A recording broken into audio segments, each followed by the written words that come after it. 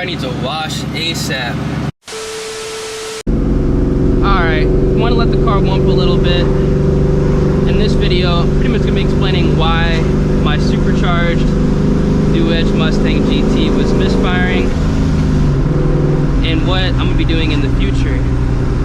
But before I do that, let's go ahead and get a POV drive. I'm not going to do any wide open throttle pulls in this video, just going to be cruising so you guys can hear the supercharger, the blow off valve, because I can finally take this car over 3,000 RPM, and it's quite a symphony, if I say so myself.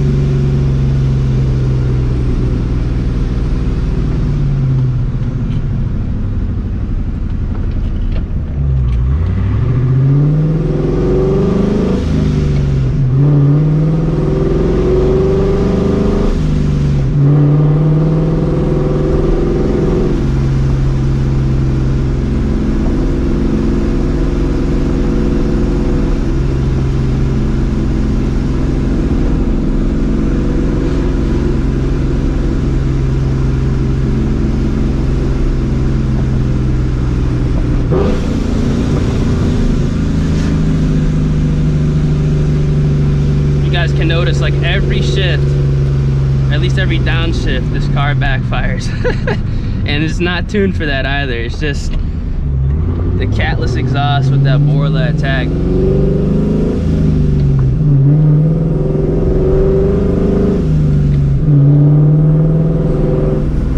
You can literally hear that blower just like spinning too.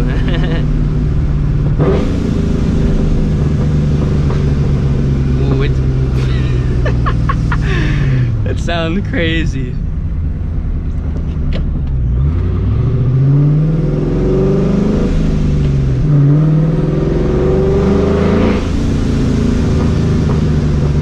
Like people like are looking and it's loud. Like it's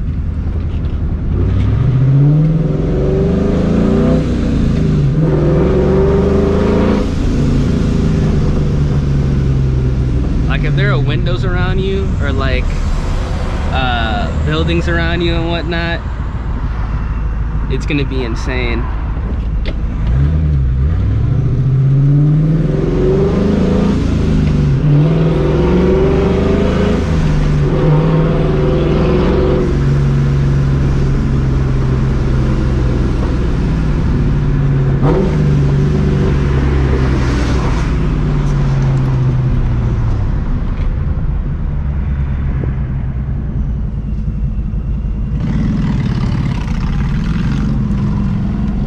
Roll up the window so you guys don't hear the road noise, but let me know down in the comment section right now, do you guys think the blower is louder in the car right now, or do you think it's quieter than it was previously? Because honestly, I feel like the blower right now, because there had to be some changes made, I feel like the blower actually is quieter, significantly quieter in car, ever since I did get the car back from the shop and tuned. But we're gonna go right. My right turn signal still don't work, but we're going right.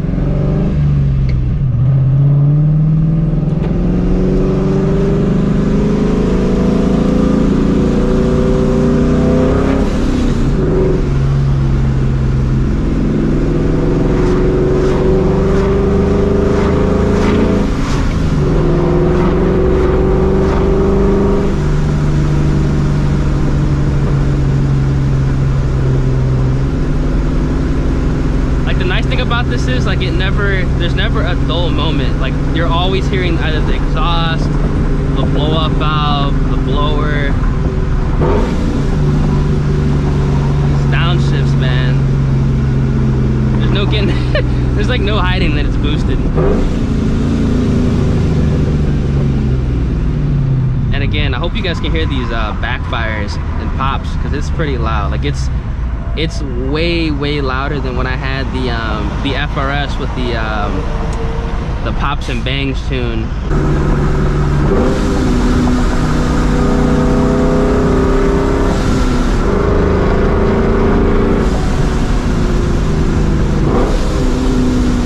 Like this blow off valve is so loud.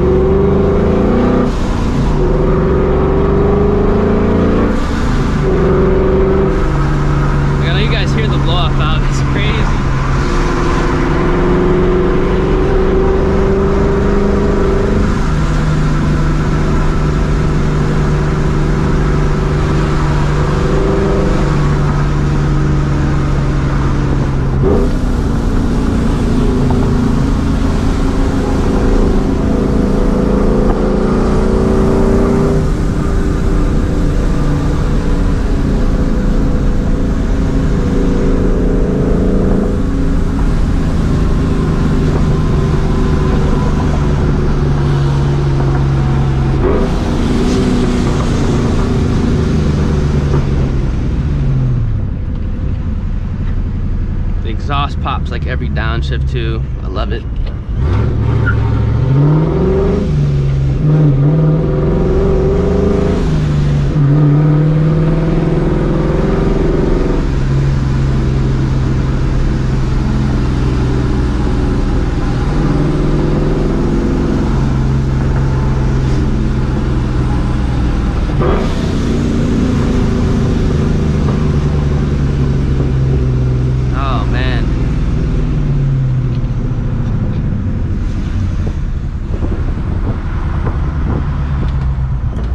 Roll the window up so you guys can't hear the other road noise. I'm gonna go ahead and do a U-turn and then just hit it down that road just so you guys can hear everything again, because I think that's kind of like the best road where I'm at right now.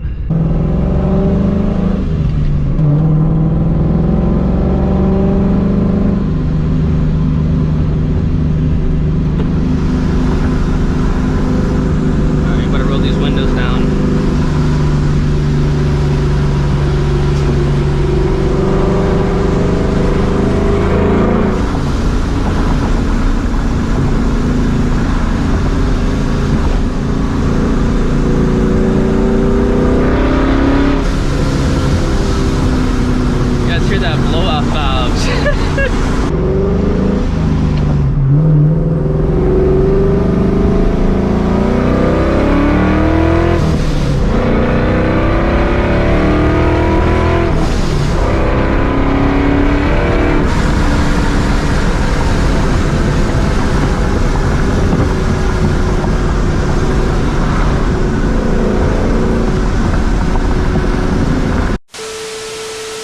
So that's it for a little joyride. I want to go ahead and explain why this car was misfiring when I picked it up from the dyno.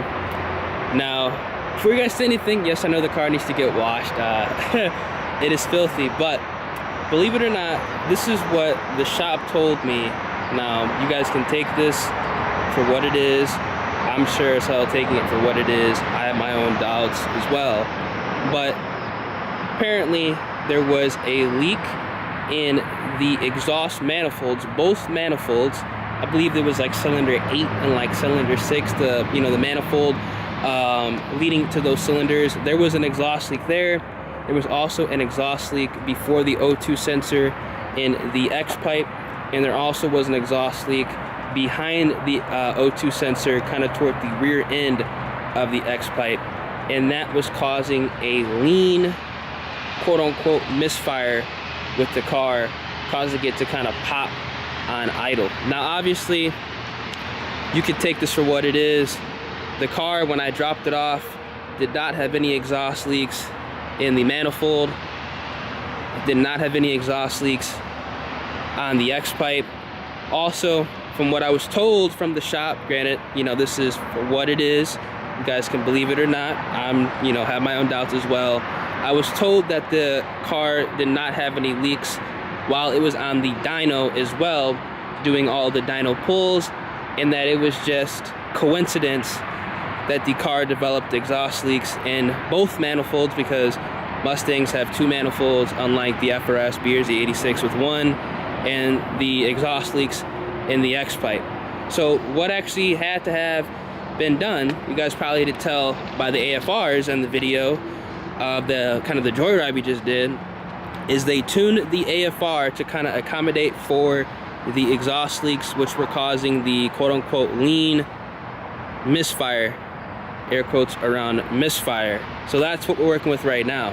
Now what I'm going to do to actually fix this, considering the fact that either I need to get new exhaust manifold gaskets, I need to get a new X pipe, because there apparently is a crack in the X pipe. Again, I have not gotten under the car, checked any of this out to confirm for myself yet, which honestly I'm probably not going to do. I'm just going to go ahead and just buy a new X pipe, because I'm not going to get that welded. The price to get it welded is going to be literally the same as to get a new one. So if it's leaking, oh well, I'll just get a new X pipe. And worst case scenario, I'll need to go ahead and get new exhaust manifolds. Now right now the car has BBK Shorty Headers on it. So the worst case scenario is there is a crack in the manifold or it's warped. They didn't check that. They just heard the exhaust leak. Obviously after it was dyno tuned and after I bitched and told them, hey, you guys need to check this car out, there is a misfire, which I think I was, you know, in the right to bitch, because, you know, if I were to pick up a car from, you know, getting work done and something else were to happen upon pickup, I think anybody would have bitched. But they said that they heard it by the driver's side rear well. So that's what's going down right now. Honestly, even though I understand long tubes don't really add that much power to these cars when they're boosted, because the blower's been doing all that work, I'm probably just gonna go ahead and just get a set of long tube headers with the connecting X pipe, just because since they're gonna come out, why not just go ahead and put the long tubes in there? It just makes sense to me to do it that way. And also we're gonna get that added sound benefit as well as the top end power. And if I do go ahead, and which I am gonna do, cams on this car, the cams are gonna benefit big time from the long tube headers. So that's what's going on with the car. As far as drivability, right now with this adjusted AFR to accommodate for the lean, quote-unquote, misfire, is the car is drivable. The only thing that I cannot do is like wide open throttle pulls in third gear. The car does break up past 4,500. I think that has to do with maybe the exhaust leak, or maybe that's just a shitty tune. Honestly, I think it's kind of, you know, in the line of both of those worlds. A second gear pull, I can lean into a second gear pull. I can lean into a third gear, I just can't go wide open throttle. Second gear, if I go wide open throttle, as soon as I hit, you know, 45, 5,000, it's gonna break up, the car cuts power, and then accelerates again. So obviously, we're not gonna put the car through that, you know, stress purposely. So you can drive it around, you know, lean into it, have some fun, but the car's 100% gonna need a new exhaust manifold, an X pipe, and 110% a retune from another shop. Again, I hate making videos kind of bashing things or people or, you know, somebody's work, but at the same time, it's just like one of those things. It's like, what are the odds of the car developing an exhaust leak within 10 hours of me, you know, getting it dyno tuned? Because it wasn't apparently leaking on the dyno, which, I mean, it is what it is. But here's the thing about this whole car and this whole dyno experience, and why I have my own opinions on this, and why I do believe it was leaking on the dyno, and they just didn't tell me, and they just, you know, wish that I didn't notice it. Probably because the blower is so loud and the boiler ATAK exhaust being so loud, maybe it would have muffled it. I believe that they ran into a problem, they just didn't say anything. I believe the car actually they had the exhaust leak on the dyno, because this car has a 2.87 pulley on it with a shorter belt, so there is no more belt slip, because there was belt slip on the dyno, which they actually did go ahead and order a new belt, which I paid for, obviously, and had them install it. So that kind of fixed that belt slip issue.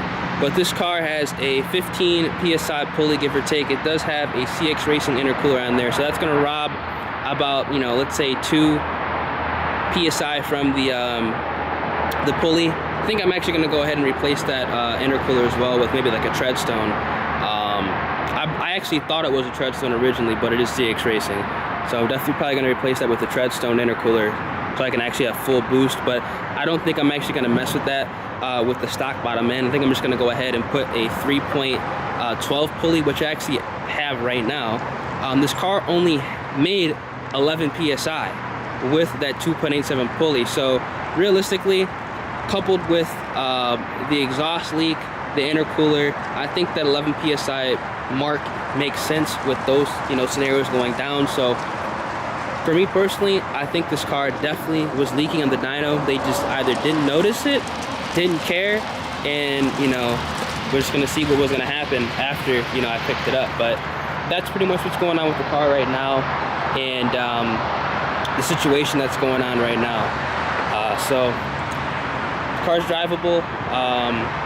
It just can't be, you know, raced at all. Just have fun with it, lean into it. Can't go wide open throttle just yet, but I will be getting this, you know, situated. I mean, things like this happen. There's always going to be setbacks, you know, things that go wrong with cars. It's just the whole nature of building cars. Hope you guys can hear me, because it's like the only spot that's like kind of open that I'm not going to get kicked out of. But that's what's going on right now with everything. So I'm going to go ahead and replace all that stuff, get a retune when I get down to Texas, because I'll be in Houston in literally a month from now. Literally, like in a month, I will be in Houston. So hopefully, long tubes, the X Pipe, get those installed and get a tune ASAP, and then this car can make the power that I think it should make with the pulley on it, and, you know, with the corresponding tune. Now, if you guys are wondering how much power the car made 410, 400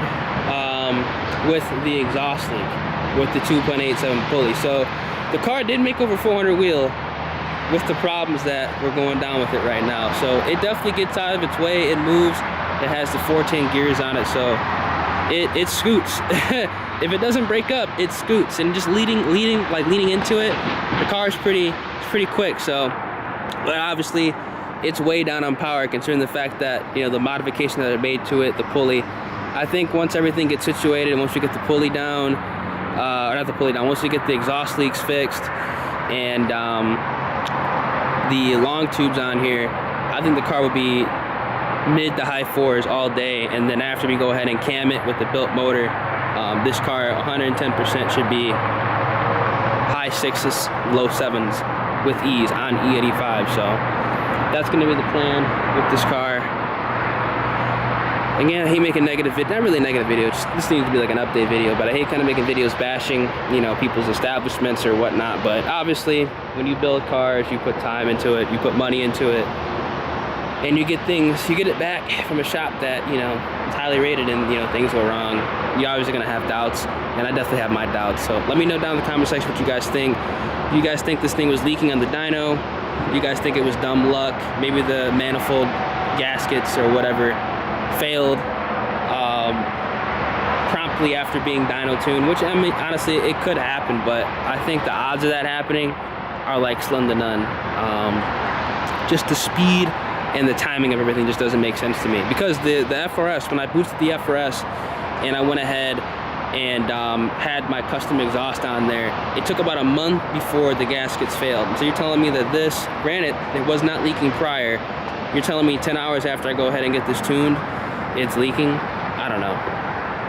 We'll see. But yeah, it's been your boy Ears POV. If you guys have any recommendations of any shops out in Texas that work on 2 valves around the Houston area, that tune 2 valves as well, I want a shop that actually knows what they're doing as far as tuning with these cars. Feel free to hit me up via Instagram DMs. I always have that links in my videos, or just go ahead and comment it, man, because I'm actually looking for a good shop to take this car to do the motor swap with the built motor, and obviously before that install the long tubes, and then, you know, get the tuning done. Damn, I need to get new wheels. These Rovoses are, previous owner did not care about these wheels, man. Damn. I didn't get some new wheels, man. Shit, this is pretty bad, but it is what it is. A little quick walk around of the car.